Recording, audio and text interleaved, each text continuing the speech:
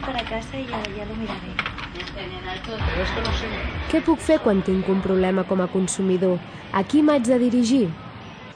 Aquestes són algunes de les preguntes més freqüents quan volem posar una queixa o reclamació en matèria de consum, i són vàries les opcions a la nostra disposició.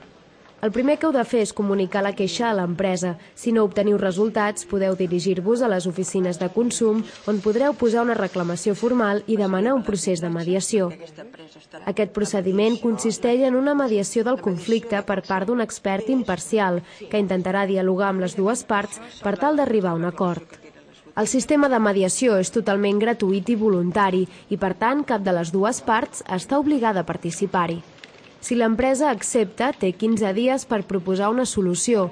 Serà llavors quan el mediador o mediadora us farà arribar la proposta mitjançant el correu certificat, el telèfon, el correu electrònic o el fax, i s'iniciarà llavors el procés de negociació.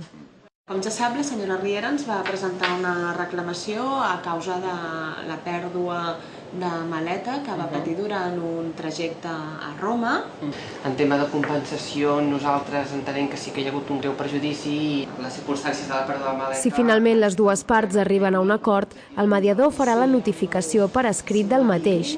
En determinats casos, l'acord pot prendre forma d'acord transaccional. Aquest document haurà de ser signat per ambdues parts, ja que tindrà valor de contracte privat i el seu incompliment es pot fer valer davant dels tribunals ordinaris. I estim els prejudicis, Gràcies. Gràcies. Adéu, bon dia. Molt bé, gràcies, Si no s'arriba a un acord, es podrà recórrer al sistema arbitral de consum, sempre i quan l'empresa hi estigui adherida o accepti expressament aquest procediment.